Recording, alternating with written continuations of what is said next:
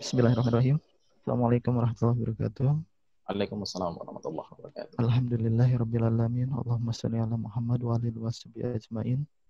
Bersyukur kepada Allah Subhanahu wa taala, kita dalam suasana pandemik hari ini senantiasa diberikan kesehatan oleh Allah sehingga bisa bersilaturahim meskipun lewat cloud, lewat awan, Lewat udara. lewat udara ya. Tapi tidak mengurangi silaturahim kita, insyaallah. Salawat salam kita sampaikan pada qudwah kita, teladan kita, guru kita, Nabi Muhammad SAW, yang dengannya kita menjadi bersaudara. Kemudian terkait dengan materi hari ini, sesuai permintaan, saya akan menyampaikan salah satu karya kami di Lab Bolabot. Labnya sebenarnya lab robotik, bengkel robotik, tapi kita juga mengkaji karya-karya dari para ilmuwan Islam. Judulnya adalah Kitab Fi Al-Jabar wa Al-Muqabbalahnya, karya Muhammad Ibnu Musa Al-Khwarizmi. Ini di halaman muka ini ada salah satu salinan dari manuskrip karya Al-Khwarizmi yang tersimpan di Bodleian, Oxford University di London. Kemudian tadi sudah disampaikan terkait dengan Al-Khwarizmi. We think of an algorithm as something new, but the term actually dates back about Ada 900 sebuah years. gambaran dari BBC. Memperkenalkan siapa itu Al-Khwarizmi. Persian mathematical genius, Muhammad ibn Musa al-Khwarizmi. Al-Khwarizmi adalah seorang ilmuwan besar pada periode peradaban Islam, lahir di daerah sekitar Uzbekistan, hari ini Khwarizm wilayahnya. Kemudian Al-Khwarizmi ini hidup di sebuah laboratorium juga, tapi laboratorium waktu itu adalah laboratorium terbesar di dunia, yaitu Bait Al-Hikmah pada masa dinasti Abbasiyah. Masa Al-Khwarizmi ini beliau mengabdi pada seorang khalifah. Nama khalifahnya adalah Khalifah Al-Ma'mun di dinasti Abbasiyah. Kemudian beliau memegang peranan sebagai seorang ilmuwan pada masa dinasti Abbasiyah tersebut. Salah satu karya utamanya adalah, ini salah satu kitabnya adalah Kitab Al-Jam Mutafriq Bihisab Al-Hin. Dan Kitab Al-Jam Bihisab Al-Hin ini, Al-Khwarizmi memperkenalkan bilangan Hindu-Arabik dari angka 0 sampai angka 9 yang kita gunakan hari ini. Kemudian operasinya itu menggunakan tahapan-tahapan. Maka di kemudian hari Eropa menggunakan nama beliau, yaitu Al-Khwarizmi, yang nanti disebut dengan algoritmi. Orang Indonesia menyebutnya algoritma. Algoritma itu adalah Al-Khwarizmi. Tahap-tahap dalam pemrograman komputer hari ini dikenal dengan istilah nama beliau. Jadi nama beliau diabadikan dalam dunia digital saat ini sebagai penghargaan terhadap karya utamanya. Kitab Al-Jam wa Tafriq Hisab Al-Hin itu karyanya. Yang kemudian hari algoritma ini akhirnya berkembang menjadi komputer, menjadi sistem digital, menggantikan angka Hindu-Arabik ini akhirnya menggantikan angka Romawi di Eropa. Jadi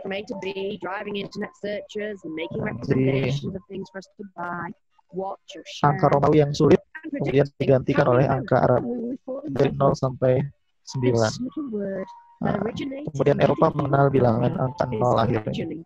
Dari bilangan angka 0 itu lahirlah bilangan biner yang melahirkan bilangan digital, dan lahirlah teknologi digital hari ini. Jadi itu gambaran. Jadi Eropa saja mengakui bahwa Al-Khwarizmi ini berkontribusi besar bagi peradaban mereka. Salah satunya adalah penggunaan nama algoritma itu berasal dari nama beliau yaitu Al-Khwarizmi. Nah, ini ada sebuah pelajaran besar. Ini yang disampaikan oleh Muslim Heritage di Inggris, di London. Dari kuliahnya Profesor Salim Al-Hasani namanya. Profesor bidang teknik dari Manchester University. Nah, beliau menyampaikan, ini ada sebuah sejarah panjang peradaban manusia dari sebelum Masehi, BC, kemudian abad Yunani, abad Persia, Romawi, Cina, India. Nah, kemudian tengah-tengah itu dari abad ke-8 sampai ke-16, itu adalah peradaban Islam. Kemudian setelah itu adalah peradaban modern Eropa hari ini. Namun yang ada dalam buku-buku sejarah, dalam ensiklopedia, bahkan dalam kurikulum pendidikan kita sendiri di Indonesia saat ini, misalkan di bidang matematika, itu sangat sedikit sekali siswa-siswa kita, pelajar kita, mahasiswa kita, atau akademisi kita yang mengenal karya dari para ilmuwan Islam. Nah, padahal di masa itu Eropa sedang sedangkan masa Muslim adalah the golden age di situ. Nah, maka dari itu kami di Bolabot berikhtiar, walaupun bidang kami adalah robotik itu identik dengan teknik digital, kemudian ada mekanik, ada optika karena robotnya bisa melihat, bisa mendengar, harus diprogram pakai komputer, kemudian ada sistem optikanya supaya bisa melihat. Nah, kita mulai mengkaji lagi lebih dalam tentang bagian-bagian dari robot yang kita bangun, dari mulai otaknya, pemrograman, yaitu dasarnya dari algoritma. Kita akhirnya menelusuri, ketemulah yang namanya Al-Khwarizmi. Dari sistem mekaniknya kita ketemu akhirnya dengan Al-Jazari, pembuat robot pertama dalam dunia Islam. Kemudian dari kamera yang sekarang kita juga gunakan hari ini untuk acara Zoom ini, melalui Zoom hari ini di ngaji matematik ini lewat kamera juga ternyata adalah karya dari ilmuwan Islam Ibnu Al-Haytham. Nah, akhirnya semua itu menjadi latar belakang dari kita di Bolabot untuk berikhtiar untuk memperkenalkan kembali kasanah kontribusi ilmiah ilmuwan periode Islam abad 8 sampai 16 yang mungkin sudah terlupakan, dan menjadikan karya mereka itu sebagai semangat untuk kita bisa kembali bangkit berkontribusi bagi peradaban. Jadi yang dibicarakan itu tidak hanya tentang konflik, tentang perbedaan, tentang perpecahan, tentang perang, tapi juga dengan kontribusi bagi peradaban yang itu yang justru dibutuhkan oleh umat manusia hari ini. Ini adalah yang akan kita kaji hari ini, yaitu matematika aljabar Al-Khwarizmi. Ini dalam kitab Fi Al-Jabar wal Muqabbalahnya, salah satu karya dari Al-Khwarizmi selain Al-Jam wa Tafrid bi Hisab al-Hin yang tadi memperkenalkan namanya menjadi istilah algoritma. Nah, tapi dalam kitab yang lain, yaitu kitab Al-Jabar wal Muqabbalah, maka lahirlah sebuah disiplin ilmu baru, yaitu disiplin aljabar pada matematika. Bahkan kalau di Indonesia, di angkatan jadul yang dulu kakek-kakek kita itu mengenal matematika itu nggak ada ya, di pelajaran sekolah. Yang ada itu adalah pelajaran aljabar. Jadi kalau tanya kakek kita atau orang tua kita dulu di sekolah belajar matematika atau enggak, nah, itu pasti tidak enggak. Karena yang dipelajari mereka adalah aljabar. Nah, baru di tahun 80-an istilah aljabar itu diganti dengan matematika. Kemudian kita juga mempelajari karya-karya yang lain. Ada optika Ibnu Al-Haytham, ada geometrinya Abu Kamil, ada aljabar juga yang ditulis oleh Abdul Hamid Ibnu Thur. Kemudian ada algoritma untuk menentukan arah kiblat Al-Biruni. Kemudian ada kitab robotikanya Al-Jazari. Kemudian ada juga Ibnu Al-Haytham juga menulis matematika arah kiblat. Ada juga trigonometri yang kita hari ini juga tidak banyak mengetahui bahwa yang menyusun secara lengkap fungsi trigonometri, ada sinus, kosinus, tangen, kotangen, sekan, kosekan, itu adalah seorang ilmuwan Islam, yaitu Abu Al-Wafal Bujani. Kemudian ini teknologi robotik yang sangat canggih yang sudah dibuat terlebih dahulu oleh Al-Jazari tahun 1136 sampai 1206. Kemudian ada optika Ibnu Al-Haytham nih yang mendasari lahirnya kamera hari ini. Kemudian ini ada aritmatika Kusyar Ibnu Laban. Kemudian ada puisi matematik aljabar ini dalam bidang pendidikan matematik. Nah, jadi cara ilmuwan dulu mengajarkan matematik aljabar itu lewat syair, lewat puisi. Itu oleh Ibnu Yasamin namanya. Itu beberapa yang kita sedang pelajari, tekuni untuk perdalam bagaimana para ilmuwan Islam berkontribusi bagi peradaban. Nah, kemudian para ilmuwan tersebut ya bukan dan tidak lain ya terpengaruh oleh guru mereka dan guru kita semua juga, yaitu dari baginda Nabi Muhammad SAW yang membangun peradaban Islam dari tempat yang disebut jahiliyah, ya buta huruf, kemudian bukan pemimpin peradaban pada masa itu. Kemudian Rasulullah berhasil mengubah kota yang semula jahiliyah menjadi terang benderang dengan Islam. Kemudian dilanjutkan oleh para Khulafaur Rasyidin selanjutnya dan para khalifah seterusnya. Hingga tibalah pada masa dinasti Abbasiyah dibangun sebuah lembaga riset terbesar pada masa itu, yaitu Bait al-Hikmah di kota Baghdad. Pada masa yang sama juga di kota Mesir berdiri juga lembaga riset juga yang sama besarnya, yaitu Darul Hikmah. Begitu pula di Al-Andalusia yang pada masa itu dinasti Umayyah kedua. Kalau di Mesir itu berganti banyak dinasti. Terakhirnya adalah dinasti Fatimiyah pada masa yang sama dengan berdirinya Bait al-Hikmah. Jadi ada 3 pusat peradaban Islam, di mana disitulah para ilmuwan berkumpul dari berbagai latar belakang, bahkan dari berbagai agama. Jadi agamanya macam-macam, bukan hanya Islam di situ. Ada Yahudi, ada Nasoro, ada Sabain dan lain-lain. Nah, tapi semuanya di situ bersatu untuk berkontribusi bagi peradaban.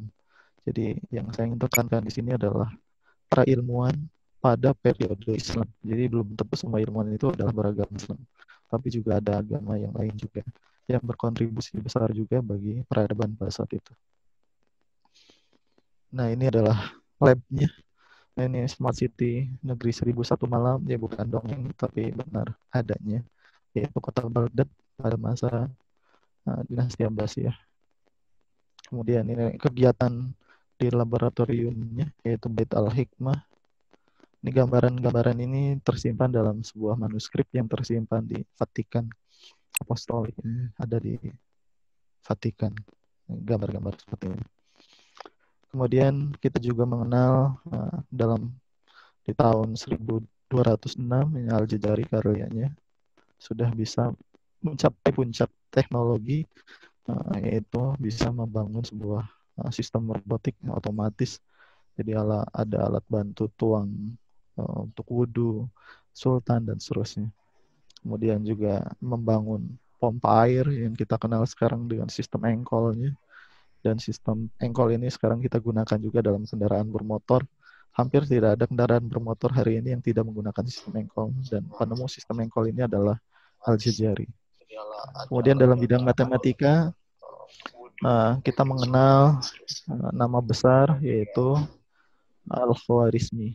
Salah satu kitabnya adalah kitab Fi Al-Jabar wal Muqabalah. Ada 4 bagian dalam kitab Al-Khwarizmi ini, yaitu dasar teori tentang aljabar orde 2, kemudian ada penerapan aljabar pada perniagaan dan geometri, kemudian yang keempat adalah penerapan aljabar pada permasalahan wasiat dan waris, dan yang bagian keempat itu yang membedakannya dengan karya aljabar sepeninggal beliau, terutama yang dikembangkan oleh para peneliti atau ilmuwan di Eropa. Salah satunya adalah Leonardo da Pisa, atau kalau di fisika dikenal dengan Fibonacci. Ada bilangan Fibonacci atau Leonardo da Pisa menyusun sebuah kitab juga tentang aljabar, Liber Abbasi namanya. Nah, ini hanya berisi 3 bagian, yaitu aljabar orde 2, perniagaan, geometri, yang isinya hampir persis sama dengan yang ditulis oleh Al-Khwarizmi dan penerusnya. Jadi ini yang membedakannya. Ini manuskrip yang ada hari ini. Jadi yang tersisa dari manuskrip Al-Khwarizmi ini adalah manuskrip di Oxford tahun 1342. Kemudian yang tengah di sini ini terjemahan versi bahasa Inggris oleh Frederick Rosen tahun 1831. Kemudian ini yang kami susun di Bolabot tahun 2018, 2 tahun yang lalu. Kemudian ini yang menjadi pembeda juga. Salah satu karya Al-Khwarizmi yang lain adalah Al-Khwarizmi juga menyusun konsep trigonometri pertama dalam periode Islam, karena beliau adalah ilmuwan matematika pertama dalam periode Islam. Menyusun trigonometri itu tujuannya untuk apa? Yaitu tujuannya untuk menentukan arah kiblat dan waktu sholat. Lahirlah kemudian ada sinus, kosinus, sampai tangan waktu itu di masanya Al-Khwarizmi.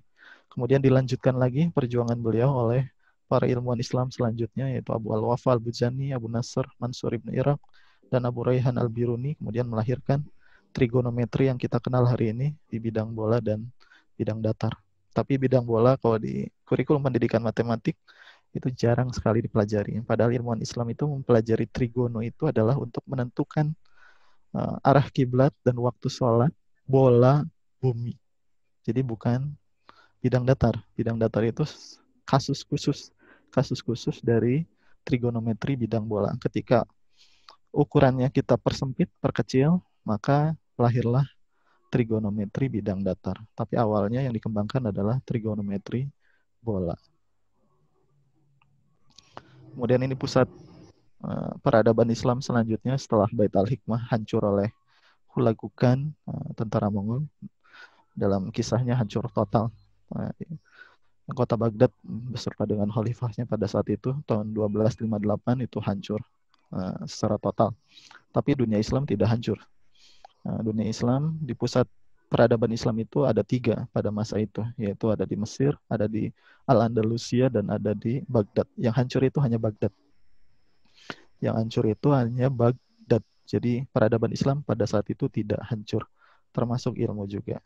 Jadi walaupun ada jutaan kitab yang dihancurkan, ditenggelamkan ke Sungai Tigris, ada sekitar 400.000 kitab itu terselamatkan, dipindahkan ke kota Marageh, ada observatorium di Marageh, sekitaran Iran.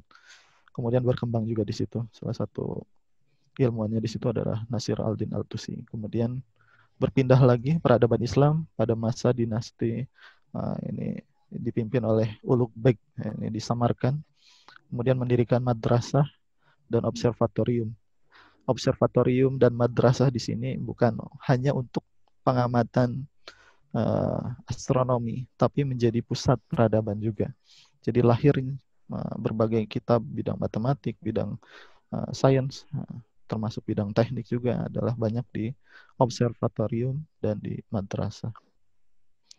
Termasuk juga ada salah seorang ulama di Indonesia, namanya adalah Abdul Hamid bin Muhammad Damiri Al-Batawi, menyusun kitab Sulamun Nairoin. Ini salah satu kitab ilmu falak.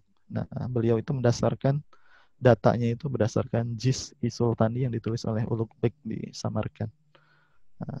Muhammad Mansur ini adalah kakeknya Ustadz kondang di Indonesia, yaitu Yusuf Mansur. Kemudian ini adalah pusat peradaban terakhir dalam periode Islam, yaitu observatorium di Istanbul, yang dipimpin oleh seorang ulama sekaligus ilmuwan, jadi ahli agama, seorang qadhi, pemutus urusan keagamaan, dan juga ahli bidang matematika, ahli astronomi, ahli bidang teknik, bisa membuat jam, bisa membuat pompa air, dan seterusnya. Multi talent, polimat. Ini namanya adalah Taqi al-Din Muhammad ibn Ma'ruf Aslami As-Sadi. Kemudian tahun 1580 observatorium ini dihancurkan. Dihancurkannya oleh siapa? Oleh yang mendirikannya sendiri, yaitu Sultan Murad III dalam dinasti Utsmaniyah. Akibat sebuah provokasi keagamaan, saya tidak sampaikan di sini. Tapi yang pasti setelah periode kehancuran observatorium Islam di Utsmaniyah ini, akhirnya umat Islam mengalami kejatuhan. Setelah itu penguasaan ilmu pengetahuan teknologi termasuk dalam bidang matematika, aljabar, geometri, dan seterusnya mengalami penurunan hingga hari ini. Kemudian apabila kita ingin mempelajari karya para ilmuwan Islam itu, kita bisa melihatnya di mana. Nah, ini adalah salah satu buku yang mengindeks karya para ilmuwan Islam, termasuk Al-Khwarizmi di dalamnya, yaitu kitab Al-Fihris. Jadi mengindeks karya dan menyebutkan tentang sejarah singkat penulisnya, termasuk juga Al-Khwarizmi. Jadi kita bisa tahu sejarah Al-Khwarizmi itu ya lewat kitab ini, tentang sejarahnya, tentang kitab-kitab yang ditulis oleh beliau. Karena tidak ada sejarawan Muslim yang khusus membahas tentang para ilmuwan Islam dalam bidang matematika, dalam bidang kedokteran, dalam bidang astronomi, tidak ada itu. Tapi yang ada adalah hanya mengindeks namanya siapa, lahirnya di mana, gurunya siapa, kemudian karyanya apa saja. Nah, itu salah satu kitabnya adalah kitab Al-Fihris namanya. Ini karya Al-Nadim.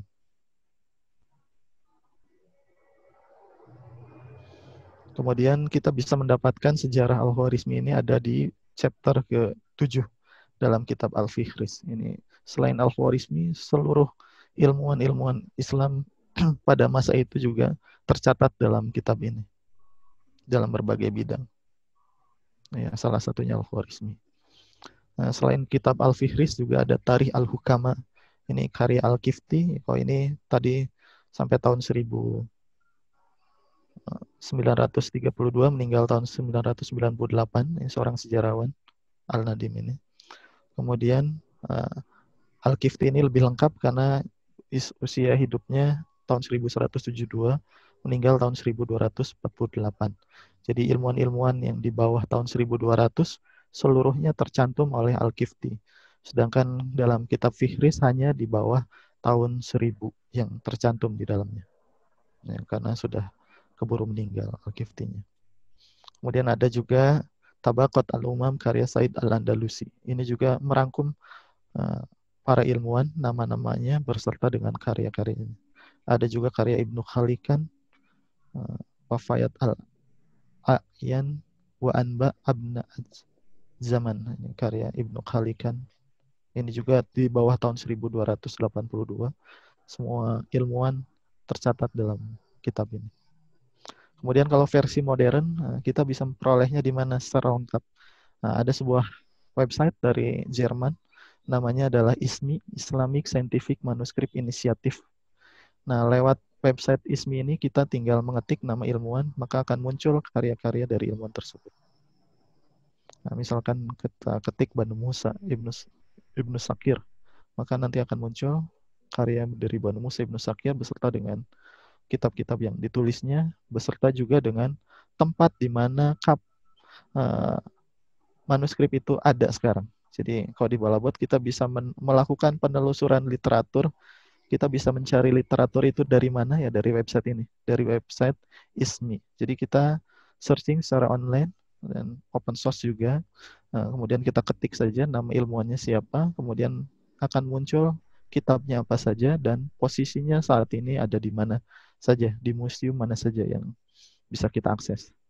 Ada beberapa museum di Eropa yang kita bisa akses, yaitu Staatsbibliothek zu Berlin, Jerman. Ini open source, ini kita bisa searching ribuan kitab ya. Ribuan kitab yang sudah terjemah, bahkan yang belum terjemah pun banyak sekali. Kemudian ada di Gotha, di Jerman juga. Kemudian ada di Apostolik, di Vatikan. Di Vatikan juga menyimpan kitab-kitab yang ditulis oleh para ilmuwan Islam. Kemudian ada di Paris, Bibliothèque Nationale de France. Ini juga open source. Kemudian ada di Princeton, di Amerika. Ini juga open source juga. Kita bisa akses kitab-kitab tersebut. Kemudian ada Qatar Digital Library, ini yang paling baru. Qatar Digital Library ini sebenarnya adalah membeli akses ke British Museum di London. Kalau kita langsung ke British Museum di London, maka dia tidak open access. Tapi kita harus melalui Qatar Digital Library. Jadi negara Qatar membeli akses dari British Museum, sehingga kita bisa akses melalui Qatar Digital Library. Kemudian kalau di Saudi ada King Saud University, Makhtota, ini bisa diakses juga. Kemudian kalau di Mesir hampir tidak ada yang bisa kita akses. Padahal paling banyak kalau di Timur Tengah itu di Mesir. Dan di Turki. Turki juga belum open access. Jadi justru hari ini kita bisa mengakses kitab-kitab para ilmuwan Islam itu di Eropa. Bukan di negeri-negeri Islam. Nah, justru kita terbantu sekali karena mereka terbuka, bisa mengakses, bisa meng-share kitab-kitab yang disimpan di museum mereka, walaupun kita tidak bisa secara langsung melihatnya, tapi kita bisa mengaksesnya dengan open source, ya, dengan gratis. Bahkan kalau di Timur Tengah ya justru kita kesulitan untuk mengaksesnya. Ini salah satu manuskrip Ibnu Al-Haytham di Turki yang open source di Koprulu Library. Itu beberapa tempat di mana kita bisa mengakses karya-karya ilmuwan Islam, termasuk juga Al-Khwarizmi, termasuk juga karya Al-Khwarizmi. Kemudian dalam kitab Fihris tadi yang sebagaimana disebutkan, jadi kita hanya bisa mengenal Al-Khwarizmi itu melalui kitab-kitab yang merujuk pada beliau. Salah satunya adalah kitab Fihris dan Tari Al-Hukama. Di sini nanti disebutkan tentang asal beliau, berasal dari mana, kemudian hidupnya pada masa kapan, kemudian karya-karya yang ditulis apa saja. Ini ada dalam kitab Al-Fihris dan kitab Tari Al-Hukama. Jadi datanya valid dari sini. Kemudian kita bisa validasinya dengan website ISMI tadi, Islamic Scientific Manuscript Initiative di Jerman. Ini berdasarkan ISMI, ya, ada beberapa karya dari Al-Khwarizmi dalam bidang Al-Jabar yang kita sudah terjemahkan, yaitu kitab Mukhtasar fi Hisab Al-Jabar wal Muqabbalah. Kemudian ada bidang aritmatika yang kemudian nanti kita kenal dengan istilah algoritma, itu dari sini. Kitab Al-Hisab Al-Hin atau kitab Al-Jam wa Tafriq bi Hisab Al-Hin. Jadi bukan dari kitab Al-Jabarnya, tapi dari kitab aritmatikanya. Hanya sayangnya kitab Al-Jam wa Tafriq bi Hisab Al-Hin ini sudah hilang dalam versi bahasa Arab. Jadi sudah tidak ada. Yang ada hanyalah dalam versi bahasa Latin. Jadi tidak ada versi bahasa Arab. Yang ada hanya dalam versi bahasa Latin. Jadi kita bisa tahu algoritma itu asalnya dari algoritma dari algorismi, algorismi dari Al-Khwarizmi, itu berdasarkan kitab Al-Jam wa Tafriq bi Hisab Al-Hin dalam bahasa Latin. Kemudian ini kitab-kitab yang lain dalam bidang astronomi dan seterusnya. Ini dalam bidang astronomi. Kemudian dalam bidang geografi, ini gambaran Sungai Nil yang beliau gambar dengan sangat detail, dan kalau dibandingkan dengan foto citra satelit Sungai Nil hari ini, ya, ini sama persis yang digambar oleh Al-Khwarizmi dengan Sungai Nil yang ada hari ini. Kemudian Al-Khwarizmi juga menyusun kitab tentang teknik, yaitu membuat astrolabe. Astrolabe itu apa? Astrolabe itu sebuah device, alat. Kalau hari ini kita mengenal GPS. Jadi untuk mengenal koordinat suatu lokasi. Jadi posisi dia ada di mana, dia bisa tahu lintang dan bujurnya.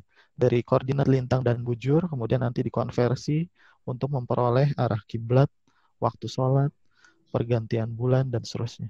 Ini nama alatnya adalah astrolabe. Dan Al-Khwarizmi juga termasuk salah satu pengembang dari astrolabe. Kitabnya masih ada hari ini. Kemudian ini tentang arah kiblat Al-Khwarizmi. Ini sudah diterjemahkan oleh David A. King dari Jerman.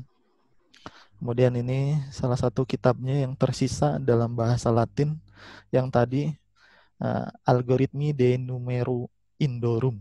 Ada kata-kata di kalimat pertamanya ini adalah Dixit Algoritmi. Dalam bahasa aslinya adalah kitab Al-Jam wa Tafriq bi Hisab Al-Hin. Nama kitab ini diambil dari mana? Dari kitab Fihris dan kitab Tarikh Al-Hukama. Jadi dari kitab sejarah kita tahu ternyata Al-Khwarizmi menyusun kitab Al-Jam wa Tafriq bi Hisab Al-Hin. Tapi kitab dalam bahasa Arabnya sekarang sudah tidak ada. Yang ada hanya dalam bahasa Latin. Versi Latinnya namanya adalah Algoritmi de Numero Indorum. Kemudian ada kata-kata pertamanya adalah Dixit Algoritmi. Dixit Algoritmi itu kalau bahasa sederhananya adalah menurut Al-Khwarizmi. Jadi menurut Al-Khwarizmi perhitungan itu bla bla bla bla bla. Cara operasi ini adalah seperti ini, seperti ini, seperti ini. Makanya orang Eropa akhirnya menggunakan nama Al-Khwarizmi ini dalam menyebutkan tahapan-tahapan dalam operasi matematika yang kemudian setelah berkembang komputer dikenal dengan istilah algoritma. Kemudian ini adalah salah satu kitab yang ditulis oleh Qusyar Ibn Laban Al-Jilli yang isinya hampir sama persis dengan kitab yang ditulis oleh Al-Khwarizmi tentang aritmatika dan tentang memperkenalkan angka dari 0 sampai 9. Karena Eropa itu tidak mengenal angka dari 0 sampai 9. Angkanya adalah angka Romawi. Sangat sulit untuk operasi matematikanya. Eropa bisa mengenal operasi matematika, kemudian menggunakan dari angka 0 sampai 9, itu lewat kitab-kitab yang ditulis oleh para ilmuwan Islam, termasuk yang ditulis oleh Al-Khwarizmi dalam kitab Al-Jam' wa Tafriq bi Hisab al-Hind. Nah, ini salah satu karya dari Qusyar Ibn Labban, tahun 971 meninggal tahun 1029. Terpaut sekitar 200 tahun ya, 150 tahunan dengan Al-Khwarizmi. Tapi karyanya ini yang masih terselamatkan hari ini, masih ada. Dan kita sudah terjemahkan juga. Nah, ini transformasi angka Hindu Arab di Eropa, kemudian akhirnya digunakan di Eropa, dan akhirnya kita di Indonesia juga menggunakan ini. Nah, ini istilah algoritmi, algoritmi itu Al-Khwarizmi. Jadi Al-Khwarizmi diambil, namanya diabadikan dalam algoritma. Kemudian salah satu kontribusi Al-Khwarizmi dalam kitab Al-Jabbar wa Al-Muqabalah kemudian melahirkan disiplin yaitu Al-Jabbar. Algebra tulisannya, tapi kalau di bunyinya adalah Al-Jabbar. Ini adalah cover dari kitab Al-Jabbar wa Al-Muqabalah tersimpan di Bodleian Oxford University. Ini kata pengantarnya. Nah, ini penting untuk disampaikan juga karena di Wikipedia ketika kita mencari nama Muhammad ibnu Musa al-Khwarizmi, maka di situ nanti disebut Al-Majusi.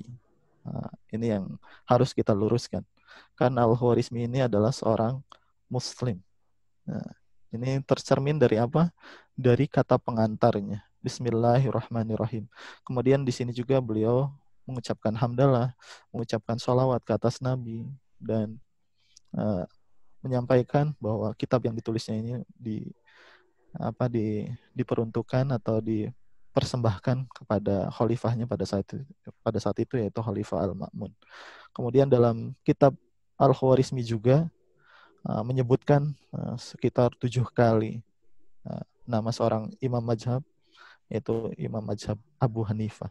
Jadi beliau adalah seorang Muslim. Al-Khwarizmi adalah seorang Muslim. Walaupun di Wikipedia itu ditulis Al-Majusi, Al-Qurtubi, dan seterusnya. Jadi itu penyimpangan sejarah. Ada yang harus kita luruskan. Karena beliau adalah seorang Muslim.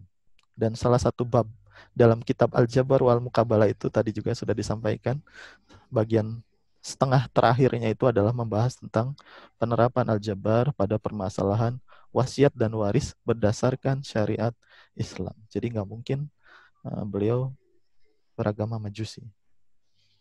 Itu yang harus kita luruskan juga. Karena di website ISMI juga di Jerman, itu di nama belakang beliau itu ada tulisan Al-Majusi. Ini yang harus kita luruskan. Ini salah satu salinannya dalam manuskrip Oxford. Ini yang tadi disampaikan, ada membahas tentang Al-Jabbar itu sendiri.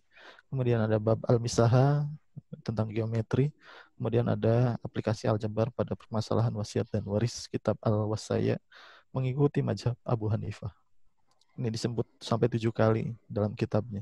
Pada masa Al-Khwarizmi ini belum ada yang namanya ilmu faraid. Ilmu faraid itu datangnya belakangan. Ya, belum ada ulama yang menyusun kitab ilmu faraid. Ilmu faraid datangnya belakangan. Ya, Al-Khwarizmi ini menyusun sebelum ada kitab-kitab faraid. Jadi paling awal sekali. Protonya ilmu faraid, pembagian waris itu adalah karya Al-Khwarizmi. Kemudian yang paling utama dan paling penting dalam kitab ini yaitu ada 6 buah persamaan, disebutnya kanonik, persamaan Al-Jabbar orde 1 dan orde 2. Ini persamaan yang sederhananya, simple. Kemudian ada persamaan campurannya. Jadi Al-Khwarizmi sebelum merumuskan ini, beliau mendeklarasikan dulu tentang ada X kuadrat, kalau dalam bahasa Arab disebutnya mal. Kemudian ada konstanta, kalau di sini C, itu adalah adad. Kemudian ada X di sini. Nah, yang ini X itu psi atau jidr. Jadi akar itu disebut X, atau sesuatu juga disebut X. Kalau sesuatu disimbolkannya dengan psi, kalau X-nya sebagai akar itu disimbolkannya sebagai jidr. Jadi di zaman dulu belum ada simbolik notasi matematik kayak X kuadrat, X. Pada masa Al-Khwarizmi itu belum. Baru ada pada masa ilmuwan Islam di Maroko, yaitu Al-Samawal. Itu baru ada. Nanti penyimbolan istilah-istilah matematika itu baru ada di periode-periode berikutnya. Pada masa Al-Khwarizmi itu belum ada penyimbolan, jadi masih menggunakan kata. Jadi kalau ada X kuadrat, ya kita menyimbolkannya dengan kata mal. Mal itu adalah X kuadrat. Kemudian ada konstanta, itu adad. Kalau ada X, itu adalah psi atau jidr. Ini beberapa istilah yang digunakan oleh Al-Samawal. Hidupnya setelah kehidupan Al-Khwarizmi. Jadi beberapa istilah, ada sign untuk X, ada jidr atau dol'u. Sama-sama ini menyimbolkan tentang X. Jadi psi itu sesuatu, jidr itu akar, kemudian dol'u itu untuk menyimbolkan sisi. Kalau ada persegi X kali X, nah maka X-nya itu sisi. Dol'u-nya itu sisinya atau X-nya. Kemudian ada square atau mal, atau amwal juga bisa. Kemudian ada ka'ab, ini untuk kubik. Nah, tapi kalau kubik pada masa Al-Khwarizmi belum digunakan.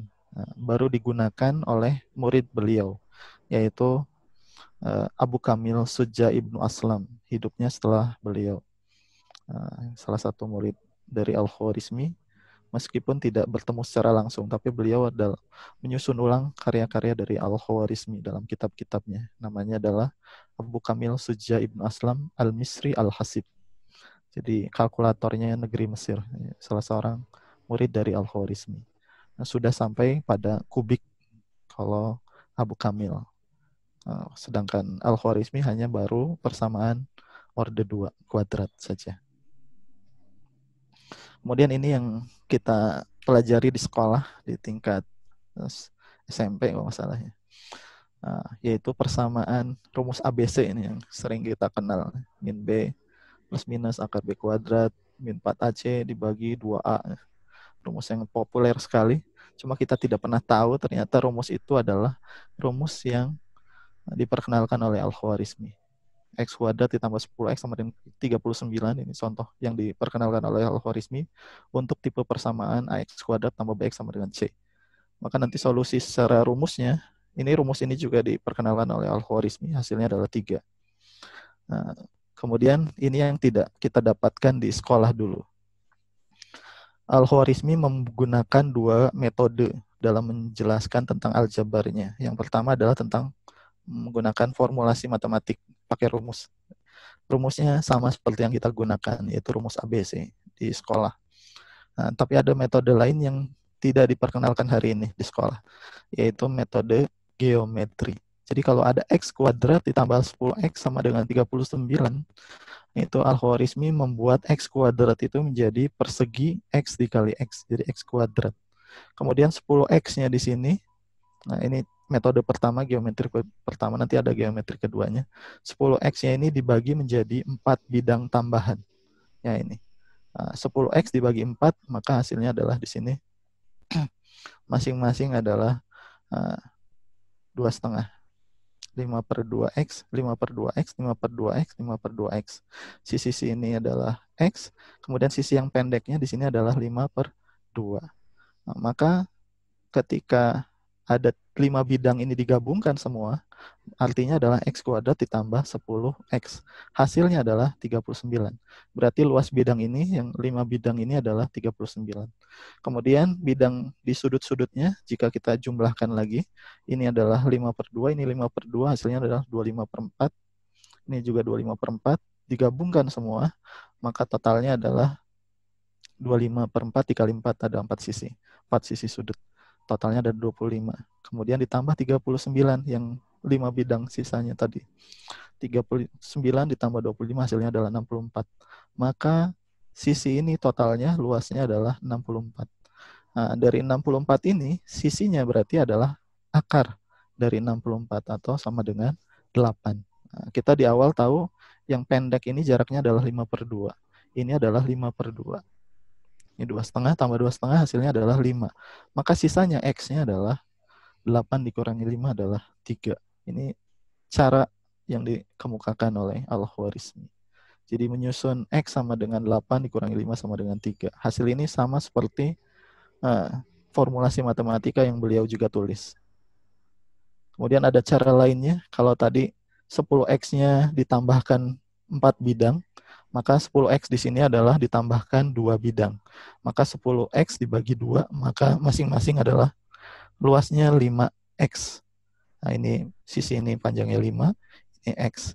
Ini panjangnya 5, ini sisinya X. Nah, sehingga ini totalnya 3 bidang ini adalah 39 sesuai rumus. Nah, kemudian sisa yang kosong ini jika kita hitung sisinya, maka ini adalah panjangnya 5, ini 5, maka totalnya adalah 25. Nah, jika dijumlahkan 39 ditambah 25 hasilnya adalah 64. Maka luas totalnya di sini adalah 64. Luas totalnya 64, kalau kita mencari sisinya berarti akar dari 64 yaitu 8.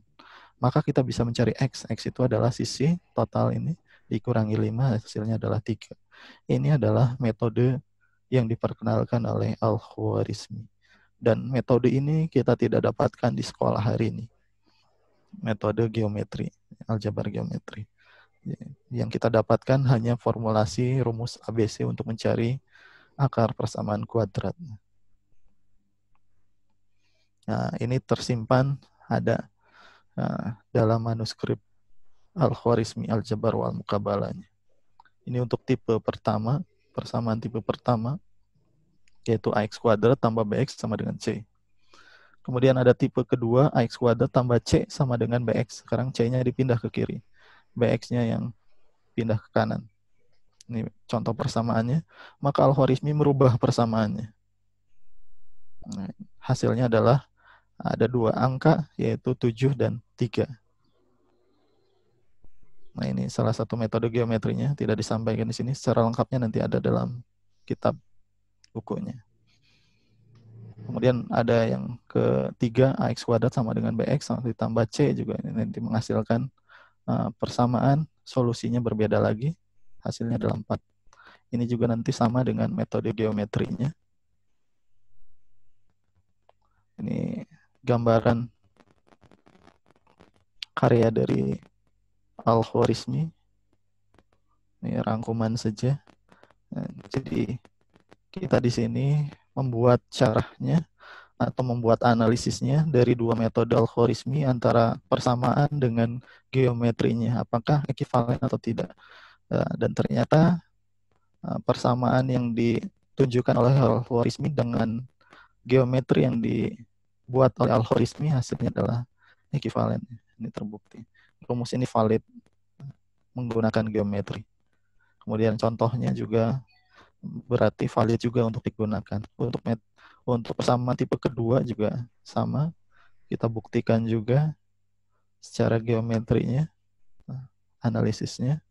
Kemudian nanti menghasilkan solusi, yang solusi itu adalah valid, terbukti. Ini persamaan yang digunakan oleh Al-Khwarizmi. Kemudian kita juga menggunakan geometri yang digunakan juga oleh Al-Khwarizmi untuk membuktikan apakah persamaan itu valid atau tidak. Nah, ternyata semuanya saling ekivalen, hasilnya sama semua. Termasuk juga persamaan yang ketiga, tipe yang ketiga, dan seterusnya.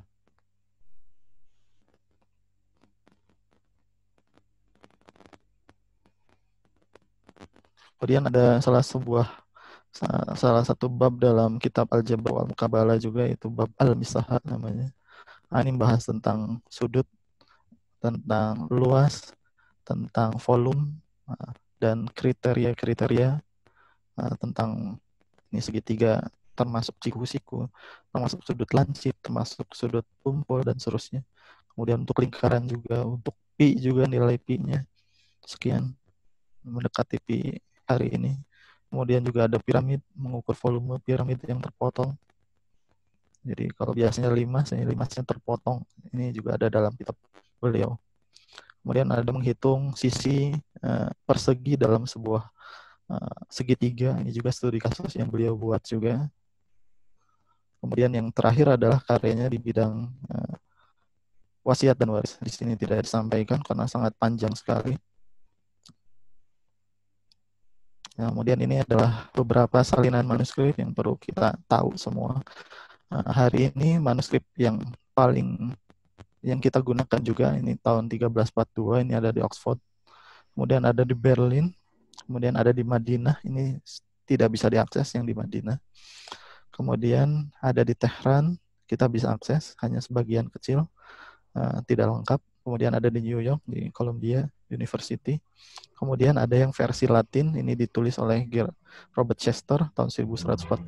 Kemudian ada versi Gerard of Cremona, hidupnya tahun 1114, meninggal tahun 1187. Dan juga ada yang salinan dari Leonardo da Vinci atau Fibonacci juga tahun 1200-an hidupnya. Jadi karya Al-Khwarizmi ini diterjemahkan oleh Robert Chester dengan namanya Liber Algebrae et Al-Muqabalah. Ada juga Liber Al-Muhammadi Fili Moisi Al-Khwarizmi de Algebrae et Al-Muqabalah. Kemudian ini sudah diterjemahkan dalam bahasa Inggrisnya dari bahasa Latin. Nah, ini posisinya. Jadi posisi menerjemahkannya ada di mana? Adanya di Al-Andalusia. Jadi kitab Al-Khwarizmi itu bukan hanya ada di Baghdad, walaupun beliau hidupnya di Baghdad, tapi kitab beliau itu menyebar ke wilayah Islam, yaitu ada di Mesir, ada juga di Al-Andalusia. Eropa mengenal kitab Al-Khwarizmi, baik kitab Al-Jam wa Tafriq bi Hisab Al-Hind, kitab yang memperkenalkan tentang operasi angka dari 0 sampai 9 dan operasinya, melahirkan tadi algoritma. Dan juga kitab tentang Al-Jabar wa Al-Muqabalah juga adanya di Al-Andalusia. Al-Andalusia itu wilayah Islam, kemudian dikuasai kembali oleh Eropa lewat reconquistanya. Ini tempat, ini posisinya ada di Kingdom of Navarre. Kemudian yang satunya ada di Kingdom of Castile. Ini tempat penerjemahan kitabnya dalam bahasa Latin. Dari bahasa Arab, kemudian diterjemahkan ke dalam bahasa Latin. Dan yang diterjemahkan bukan hanya kitabnya Al-Khwarizmi. Ratusan bahkan ribuan kitab ilmuwan Islam yang ada di Al-Andalusia diterjemahkan ke dalam bahasa Latin. Dan akhirnya itu yang melahirkan Renaissance-nya Eropa. Ya, abad 14, abad 15, Eropa bangkit. Ini benteng Islam terakhir di Andalusia, 1492. Padahal Islam menang di Konstantinopel, ya. Akhirnya menjadi Istanbul itu tahun 1453. Islam mengambil alih Konstantinopel di Istanbul, sekarang menjadi negeri Turki, tapi Islam juga hancur, tak tersisa sedikit pun di Al-Andalusia. Ini beberapa karya terjemah versi bahasa Inggris yang pertama tahun 1831. Kalau versi sebelumnya dalam bahasa Latin. Jadi belum ada versi bahasa Inggris sebelumnya. Karena bahasa internasional setelah bahasa Arab dulu, dalam periode Islam, bahasa internasional itu adalah bahasa Arab. Nah, setelah itu adalah bahasa Latin. Setelah Eropa Renaissance. Eropa Renaissance, bahasa yang digunakan adalah bahasa Latin, bukan bahasa Inggris. Bukan bahasa Inggris. Kemudian ini juga karya tahqiq dari Al-Jabar oleh Ali Mustafa Musrafa, ini dari Mesir tahun 1939, seorang ahli fisika nuklir. Kemudian ada Rosdi Rasid tahun 2010. Ini sudah ditahqiq kitabnya. Kemudian kita juga menggunakan kitab tahqiq beliau berdua itu. Kemudian ini adalah syarah yang paling awal ya, yang masih ada hari ini, tahun 1211, yaitu oleh Al-Khuzai. Ini tersimpan di Qatar Digital Library, kita bisa akses gratis. Ini manuskripnya, ini adalah tentang syarah. Syarah itu adalah yang menganalisis karya dari Al-Khwarizmi. Ini syarah dari kitabnya Al-Khwarizmi. Kita juga menyusun karya di matematika aljabar Al-Khwarizmi berdasarkan syarah dari Al-Khuzai ini. Kemudian ada penerus dari Al-Khwarizmi. Ada Abdul Hamid Ibn Turk Al-Jili, ini satu abad dengan Al-Khwarizmi. Ini karyanya, ini juga kita sudah terjemahkan. Kemudian ada Abu Kamil Suja ibn Aslam, Ibnu Muhammad Al-Hasib Al-Misri, ini hidupnya setelah Al-Khwarizmi. Jadi muridnya dari Al-Khwarizmi. Karya-karyanya adalah mengacu pada karya Al-Khwarizmi. Ini juga sudah ada beberapa yang diterjemahkan dalam bahasa Arab dan bahasa Jerman dan bahasa Prancis. Bahasa Inggrisnya belum ada ya. Tidak ada. Kemudian ada yang menerjemahkannya dari bahasa Hebrew, bahasa Yahudi. Kemudian ditulis dalam bahasa Inggris. Kemudian kita juga menerjemahkan salah satu kitabnya di bidang geometri. Kemudian ada Al-Karaji. Al-Karaji juga, kalau Al-Khwarizmi itu baru sampai kepada orde 2, maka Al-Karaji ini sudah sampai orde N. Jadi mencari persamaan polinom, akar persamaan polinom. Nah, ini sudah diterjemahkan dalam bahasa Perancis oleh Webb. Kemudian ada Omar Khayyam, ini juga menulis persamaan aljabar, ordenya orde 3. Orde 3. Ini sudah diterjemahkan dalam bahasa Perancis tahun 1851. Kemudian ada Al-Samawal, ini seorang mu'alaf. Awalnya beragama Yahudi, kemudian berpindah agama menjadi Islam. Sangat produktif sekali, karyanya sangat banyak. Dan yang menulis berbagai simbolis atau notasi dalam matematika. Nah, ini karya beliau yang paling terkenal, yaitu koefisien binomial. Kalau kita mengenalnya ini karya Newton, padahal adalah karya Al-Samawal, koefisien binomial. Dari N-nya dari 1 sampai 12. Kemudian ada Ibnu Yasamin, ini yang mengubah aljabar menjadi bentuk puisi. Jadi pada masa Al-Yasamin, seorang Afrika, ilmuwan Afrika berkulit hitam dari wilayah Afrika Utara, hidupnya, kemudian merantau ke Al-Andalusia, mengajar di Al-Andalusia, di Seville. Kemudian mengajarkan aljabar itu menggunakan Al-Urjuza. Al-Urjuza itu ya puisi. Nah, ini kita juga sudah terjemahkan puisinya Ibnu As-Sayamin. Kitab Al-Urjuza Al-Yasaminiyah fi Al-Jabar wal Muqabalanya Al-Khwarizmi. Jadi beliau mensyarah kitab dari Al-Khwarizmi, mengubahnya menjadi puisi. Kemudian ada Ibnu Al-Banna, ini kitabnya juga sudah ada dalam bahasa Perancis. Kemudian ada Al-Qassi, ini yang terakhir, abad ke-14-15. Ini sudah ordenya orde N. Kalau kita lihat bagian terjemahan, the extraction of the N root in the sexagesimal notation. Jadi sudah persamaan aljabar orde N.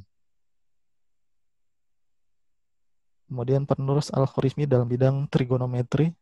Nah, ini landasannya. Al-Khwarizmi menyusun trigonometri pertama itu adalah untuk memenuhi panggilan dari Allah untuk menentukan arah kiblat bagi umat Islam.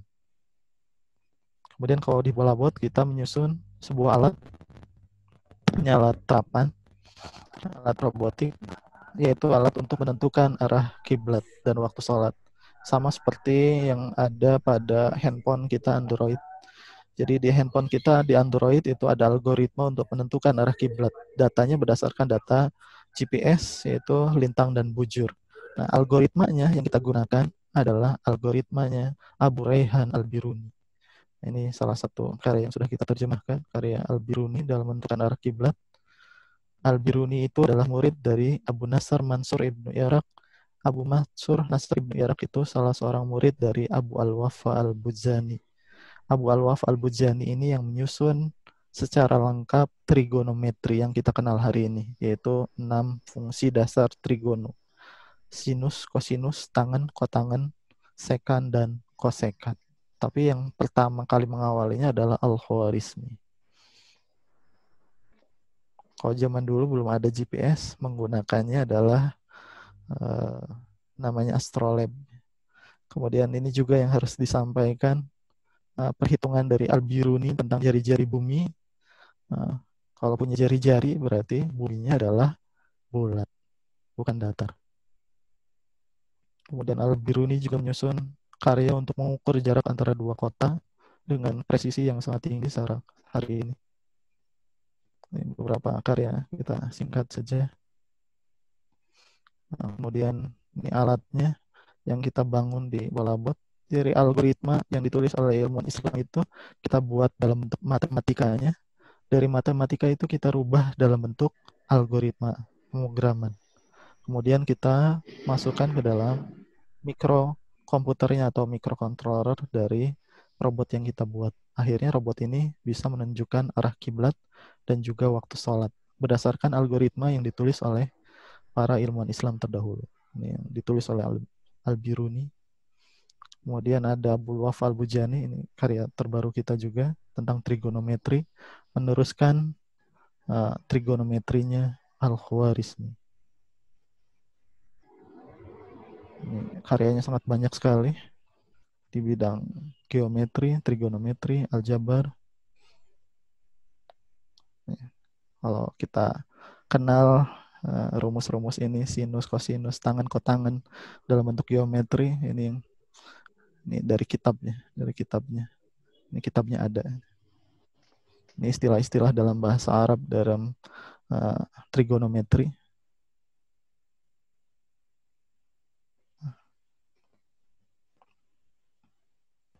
Untuk menentukan arah kiblat tentunya. Jadi